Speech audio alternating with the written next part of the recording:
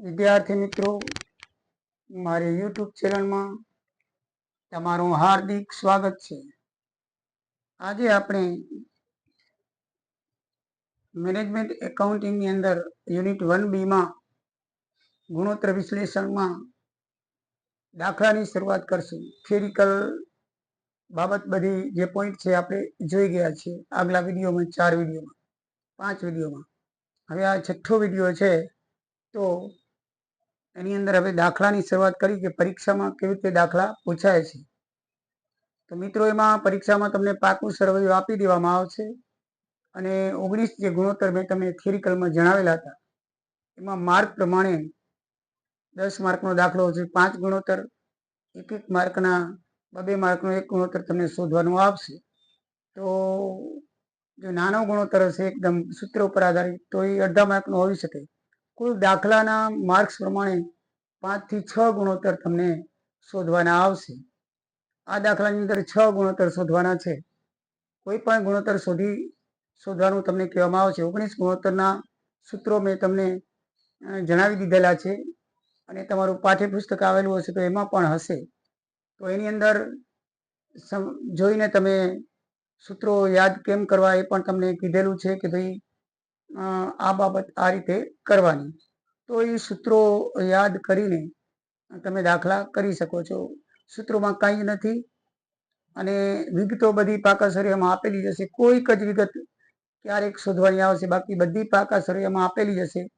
એ વિગતોને આધારે તમારે ગુણોત્તરના સૂત્રમાં કિંમત મૂકી અને દાખલા ગણવાના રહેશે। તો જો આપણે પહેલો ગુણોત્તર જોઈએ તો એમાં લખ્યું છે કે મુકુંદ આર્યન લિમિટેડનું તારીખ 31/9 રોજનું પાકું સર્વે તમને આપી દીધેલું છે અને વધારાની માહિતી પણ આપણે આપેલી છે। એક વેચાણ ₹30 લાખનું છે। એમાં લખ્યું છે કે રોકાણ વેચાણ ઉધાર વેચાણના 25% છે। એ આપણને કૌંસની અંદર લખીને આપી દીધું છે, એટલે આપણે ઉધાર વેચાણ શોધવું પડશે। ઉધાર વેચાણ શું કરવું પડશે?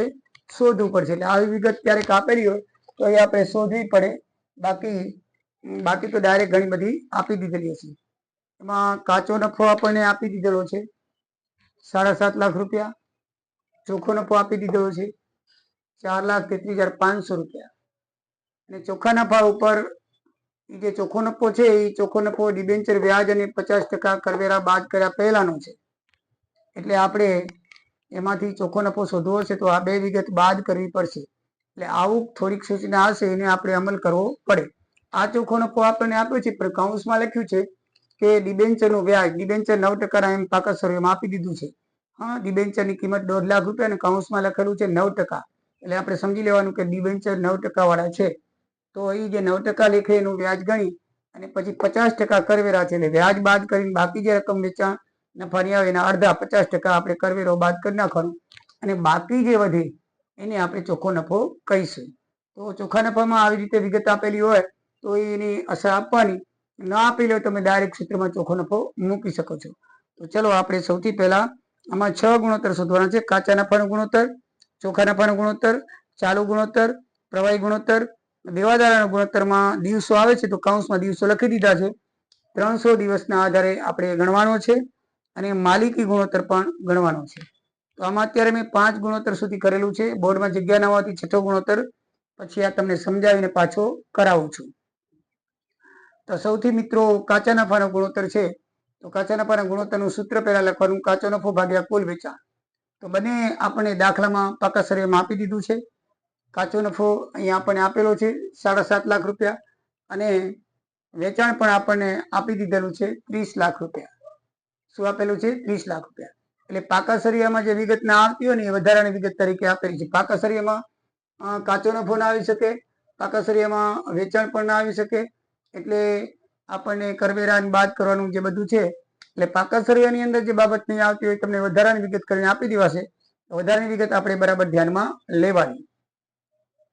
તો કાચો નફો ₹7.5 લાખ છે અને કુલ વેચાણ આપણે 30 લાખ છે, તો ગુણ્યા 100 સૂત્રમાં છે, ગુણ્યા કરીએ ટકા શોધવાના છે માટે તો 25% જવાબ આવે। એકદમ ઈઝી અને સરળ છે કાચા નફાનો ગુણોત્તર, બરાબર છે। કાચો નફો ભાગ્યા કુલ વેચાણ ગુણ્યા 100। બીજો છે ચોખ્ખા નફાનો ગુણોત્તર। તો ચોખ્ખા નફાનો ગુણોત્તર બરાબર એનું સૂત્ર પહેલા લખી નાખવાનું. ચોખ્ખો નફો ભાગ્યા વેચાણ ગુણ્યા 100. વેચાણ આપણને આપી દીધેલું છે, ચોખ્ખો નફો પણ આપેલો છે, પણ અસર આપવી પડશે. એમાંથી ડિબેન્ચરનું વ્યાજ અને 50% કરવેરા બાદ કરવા પડશે. 50% કરવેરા શું કરવા પડશે? બાદ કરવા પડશે. ચલો આપણે પેલા દાખલા રકમ મુજબ ચોખ્ખો નફો 4,33,500 આપેલો છે. એમાંથી 9% લેખે વાર્ષિક વ્યાજ ગણીએ તો 1,50,000 ડિબેન્ચર છે, પાકા સરિયામાં આપેલા છે. કૌંસમાં 9% લખી 9 કરીએ તો 13,500 થાય. તો એ કાચા નફામાંથી ચોખ્ખા નફામાંથી 13,500 જાય એટલે 4,20,000 વધે. પછી કીધું છે 50% કરવેરા બાદ કરવાના. તો 50% એટલે આના અડધા 2,10,000 બાદ કરો એટલે ચોખ્ખો નફો આટલો આવે. 2,10,000 ચોખ્ખો નફો આવશે. હવે જે સૂત્ર છે એમાં હવે મૂકી દો.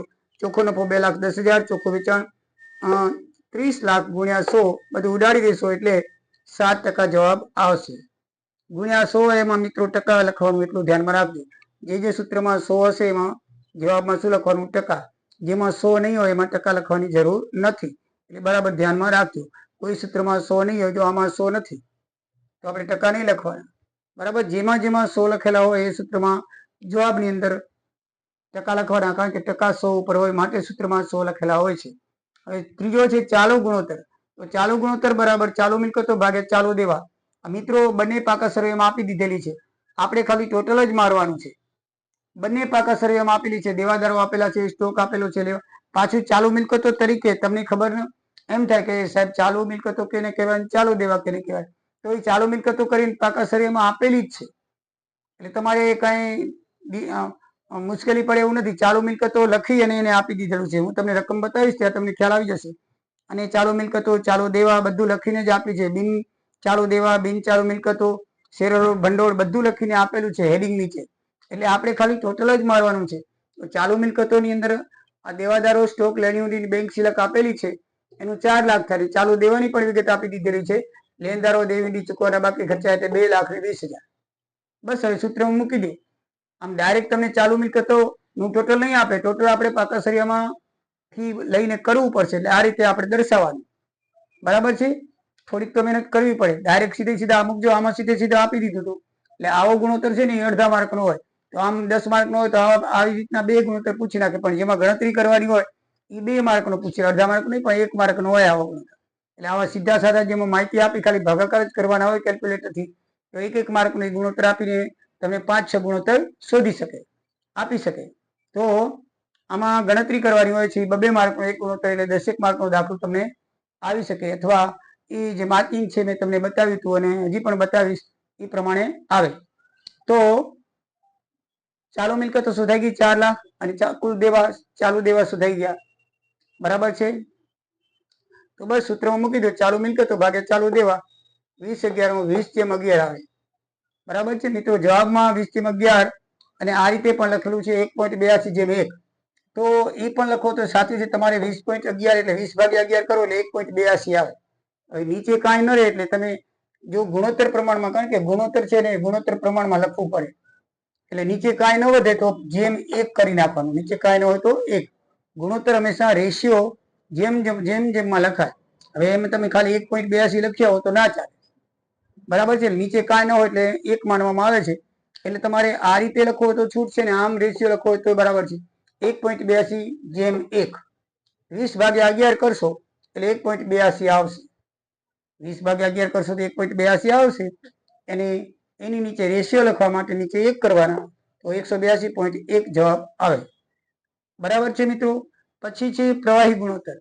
તો પ્રવાહી ગુણોત્તર બરાબર થાય પ્રવાહી મિલકતો ભાગ્યા ચાલુ દેવા.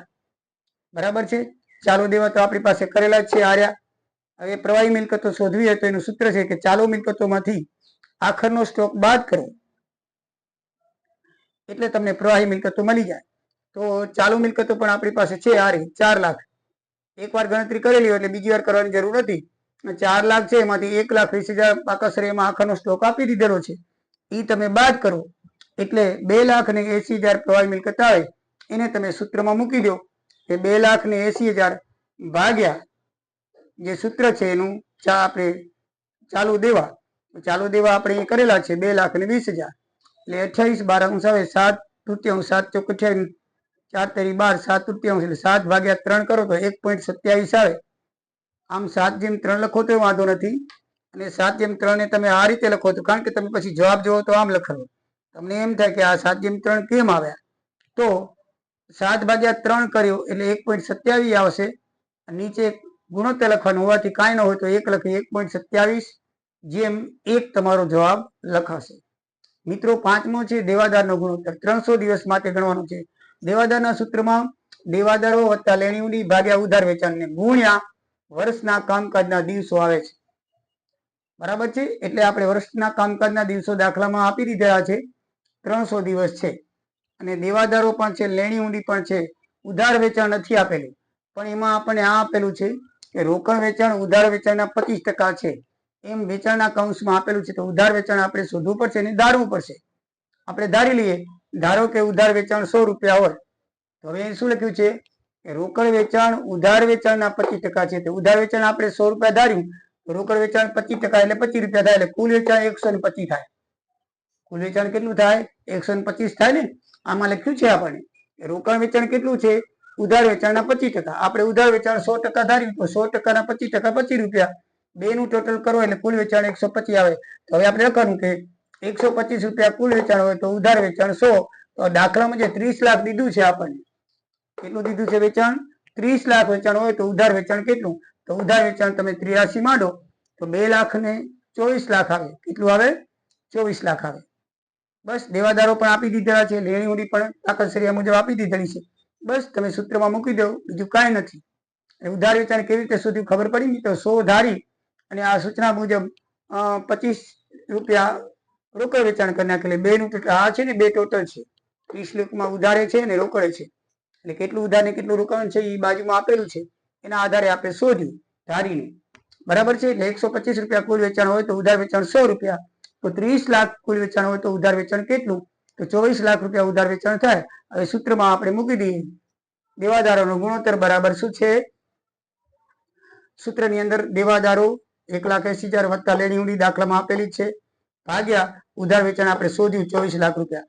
સૂત્ર ઉડાડ્યું અને ગુણ્યા 300 દિવસ દાખલામાં આપી દીધેલા છે. એના દેવાદારના ગુણોત્તરની બાજુમાં જ લખી નાખ્યા છે. એટલે 300 દિવસ એ તમને આપી દીધેલા છે. એટલે કરશો તો 25 દિવસો જવાબ તમારો આવશે. આમ મિત્રો, ગુણોત્તર શોધવામાં એકદમ ઈઝી અને સરળ છે, અને ફરજિયાત તમને આવશે જ. દાખલો અને પૂછાશે, ગમે એવો દાખલો ગમે તે ગુણોત્તરમાં હોય, એકવારના આપણે 19 ગુણોત્તર ગણી નાખવાના. હું તમને 19 ગુણોત્તર ગણાવી નાખીશ. પછી કોઈ પણ ગુણોત્તર તમને પૂછાય તો તમારા દાખલાનો એક પણ માર્ક જવો જોઈએ નહીં. તો મિત્રો, હવે એક છઠ્ઠો ગુણોત્તર શોધવાનો છે, એ હું તમને જોઈ દો. આમાં સ્ક્રીનશોટ લેવો હોય તો લઈ લો. હું એક થોડીક વિગત ભૂસી નાખું છું. આપણે માલિકી ગુણોત્તર શોધવાનો છે.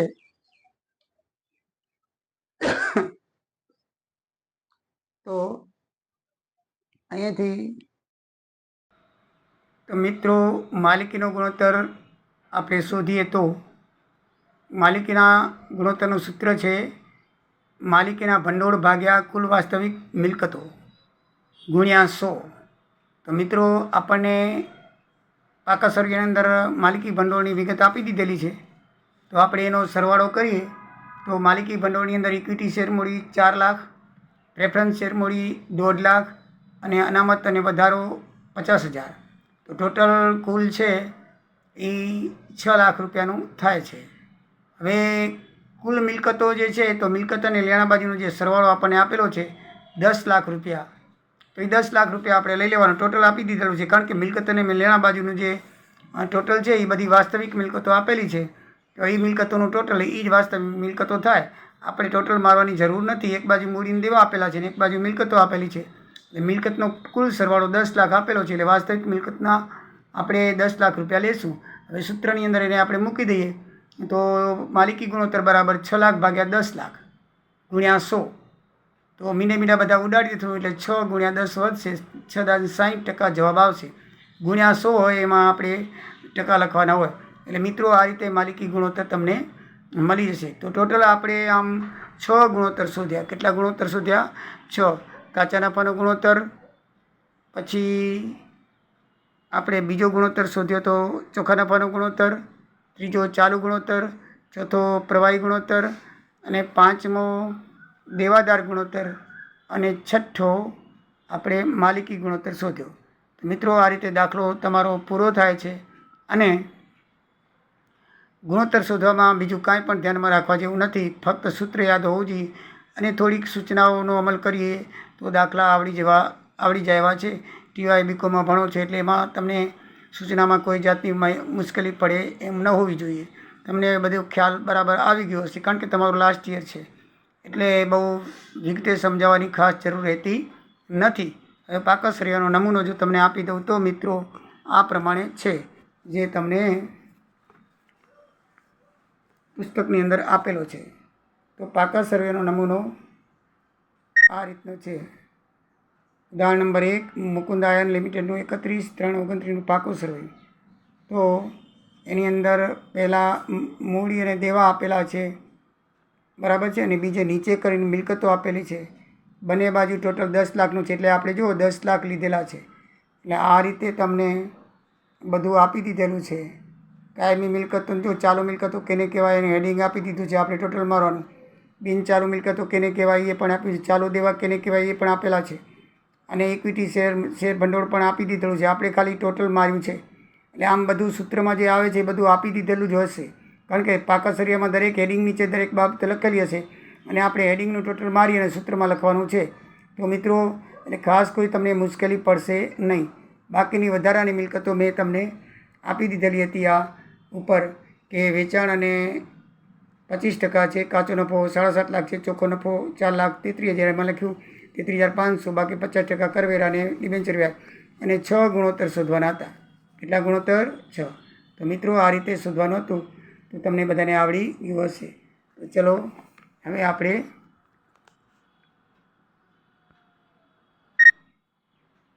જઈએ. બધાની જય સિયારામ, જય દ્વારિકાધીશ. મારો વિડીયો જો પસંદ આવ્યો હોય તો જરૂરથી તમે બધાને મોકલાવજો, સબસ્ક્રાઈબ કરજો. જય સિયારામ, જય દ્વારિકાધીશ.